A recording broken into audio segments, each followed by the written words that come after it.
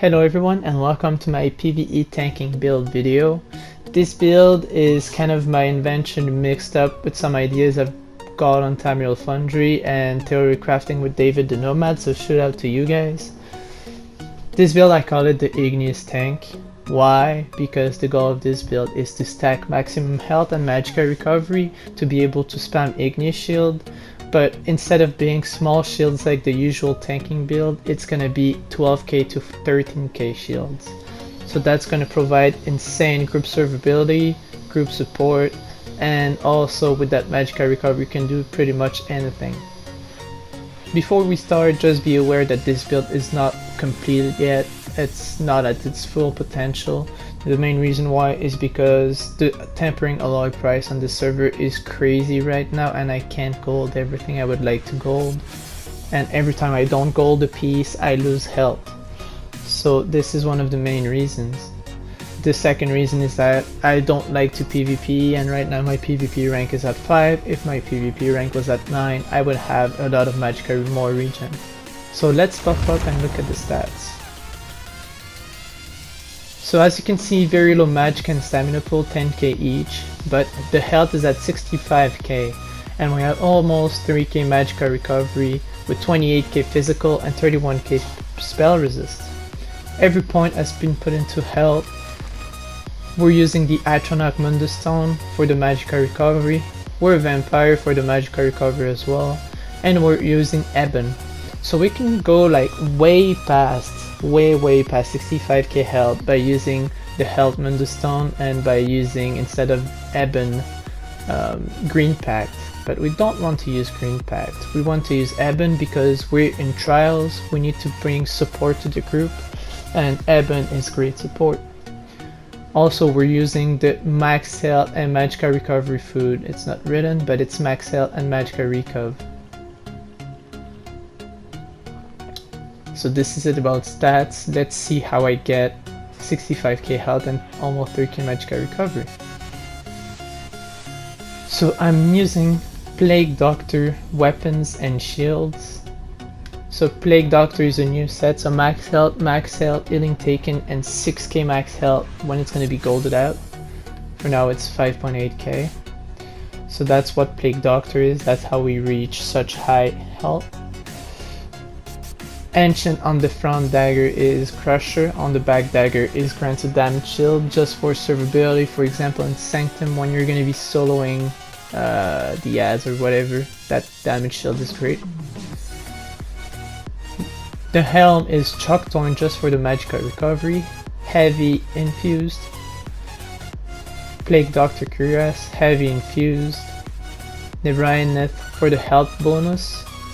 In divines because it's a small piece, so the big pieces you want infused, the small pieces you want divines.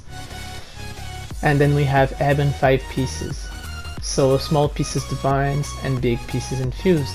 Everything is enchanted with maximum health. On the jewelry you just mix and match, so you have 5 pieces Plague Doctor, 5 pieces Ebon, and the enchants you want on the jewelry are magical recovery. You do not need reduced cost of blocking. You're not going to be blocking almost at all. You're only going to be blocking heavy attacks and heavy damages attacks. So knockbacks also. So you don't really need to focus on reduced cost of blocking on stamina pool. You don't need all that because your Igneous Shield and your Bone Shield is going to shield you for like 45k. You don't need that. So this is it about the gear. Let's talk about the skills now. So on the front bar you have Igneous Shield.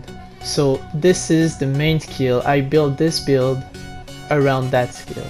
So call the earth to your defense, creating a damage shield for you and nearby allies that absorb 12.2k damage. A 12k shield that I can spam for the whole group. Your own damage shield absorbs 100%, so on my own it's 24.4k shield when I use that skill. Also gain major mending. That doesn't matter in this build, we don't have much heal. But this is insane. If I have a Warhorn up, just look at the potential. It's now 13k damage shield and 26k on myself. In a trial you're gonna have the health bonus from Warhorn up at all times. So you're gonna have 13.1k damage shield spam. That's just incredible. For the rest, it kind of looks like a regular tanking setup. So heroic slash gives you minor maim for the enemy and minor heroism for the ulti regen. Pierce armor, major fracture and major breach, and taunts the enemy. That's amazing. Every tank used to need to use that.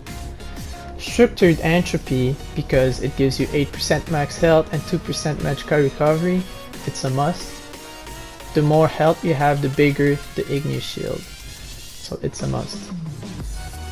Hardened armor, so it gives you major ward and major resolve, but also you gain a damage shield equal to 12% of your maximum health. 12% of your maximum health is 10k, so just using this gives me a 10k shield. It's incredible with this build. Right now I'm having shield wall up front. I'm never using that skill anyway. The skill I would like to have is barrier for the 10% magicka recovery, but my PvP rank is only at 5 as I said before, so I don't have barrier and I don't have magicka aid up to 10%, so I'm not really using it. So shield wall, but I'm never gonna use this one. On the back bar, coagulating blood heals you for 41% of your missing health and gives me 8% healing received, and also procs this passive here. Increases healing received by 12% while a draconic ability is active. So you really need to use dragon blood in your rotation, coagulating blood, I'm sorry, because you have so much health that healers are not able to one-shot your health bar. So you need to stack healing received. So here I get a 8% healing received, here I get a 12%, so that's 20, and from my gear I get another 8%, so that's 28% healing received. That's awesome. The grip, so the grip is simply for chaining adds in and then taloning them, so that's just for group support. Also gives you major expedition. Some people often forget that major expedition can be a lifesaver, and I'll show you how in Sanctum, for example. And if fire the magicka morph, because you're magicka regen based tank, so magicka morph, it's a taunt, a ranged taunt. You love that. It's insane. It's good. Love it. Choking talons, so it's gonna talon every enemy around you in a 6-meter radius, and also applies minor maim.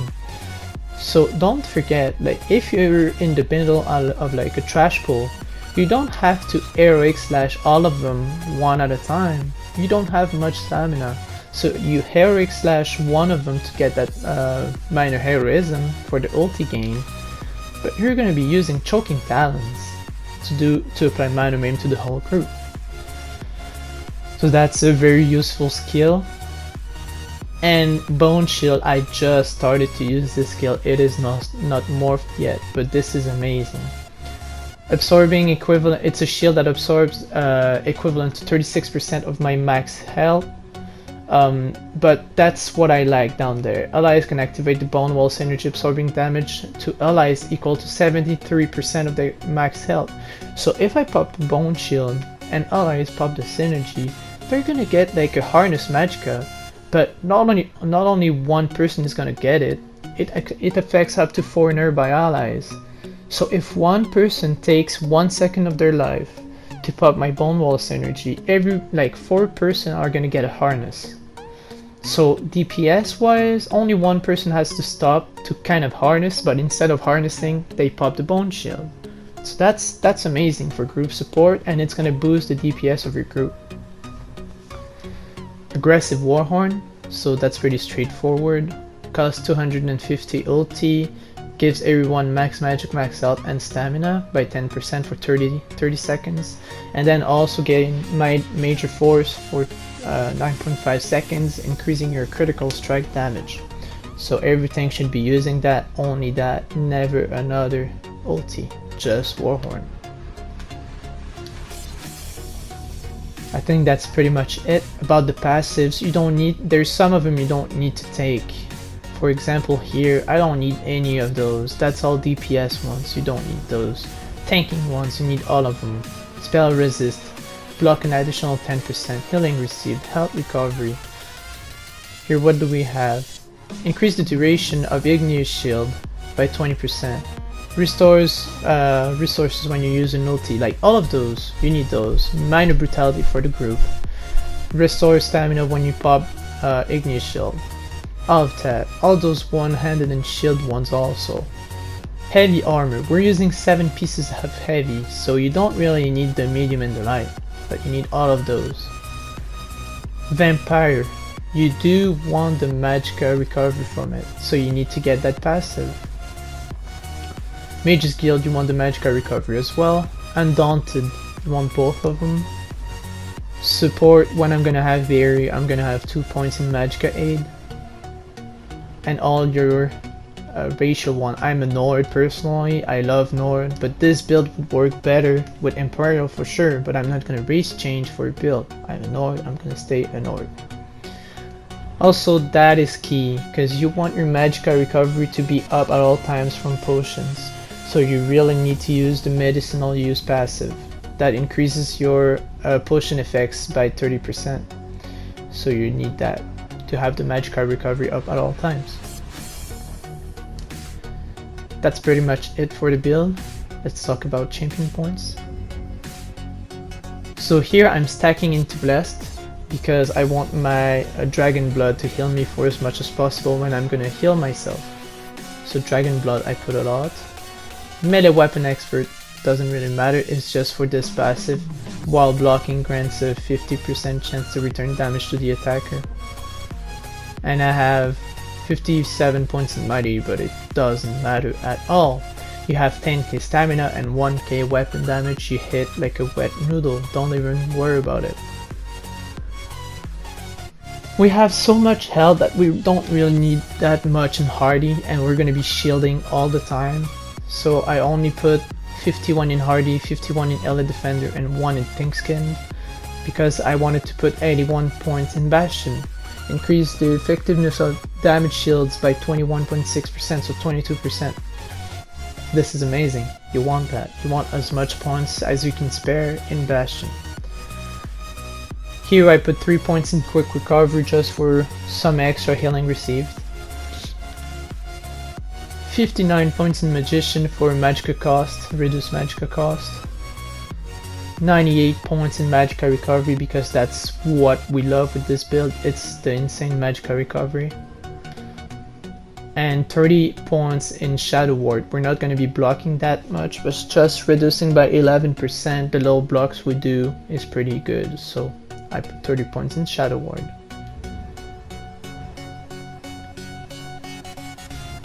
I think that's pretty much it. So I'm gonna show you what this build is capable of doing in a trial, how I can save people in a trial just with a good Igneous Shield, how I can survive on my own pretty easily.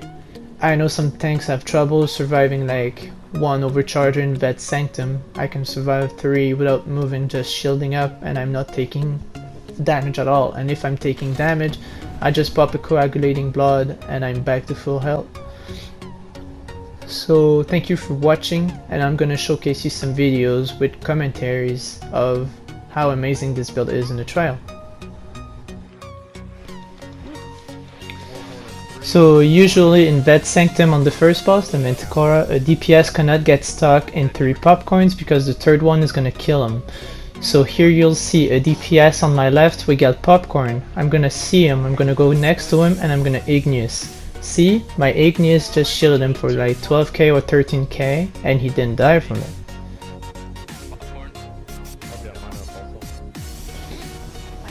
So this troll boss is one of the more damage intensive boss in Vet Sanctum. So this is where I'm gonna really test the potential of my build. So I'm gonna taunt the Fang, stack the priest on top of it, and from then on, I'm gonna be most likely spamming Igneous for the group. Every time I'm gonna watch the boss do a heavy attack, the big AoE or this, I'm gonna spam Igneous, and as you can see, they're not taking much damage. And I'm gonna do that all along. So every time I see a heavy, I Igneous. Next rotation, after he throws the poop, I spam Igneous. No damage going on. Even from just spamming Igneous in between, the poison, they're not taking damage from it. That block, I cannot shield 12 people at once, so of course I can block it, but this, I can shield people. Look at the health bar, they're not taking damage. That's the potential. I see someone with overcharge, I go next to her and I spam Igneous so that she doesn't die from it. Here I had 8 people with Igneous up so they didn't take damage. After this poop, I'm gonna spam Igneous. Igneous once, Igneous twice. No damage going on. That's how it works.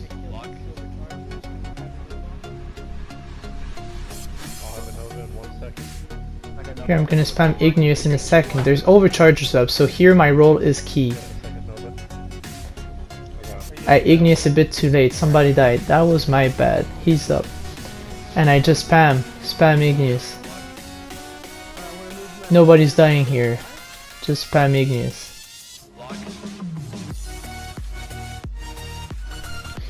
So here is the servability test as the off tank in Vent Sanctum.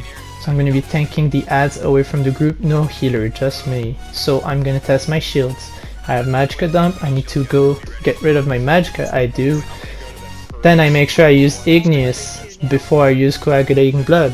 So I Igneous, Coagulating, I'm going to use the grip just to get the major expedition.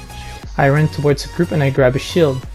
Once I grab my shield, I'm gonna watch. If the Lamia goes into the group, I taunt it. It didn't, we're fine, I go back to Igneous spam.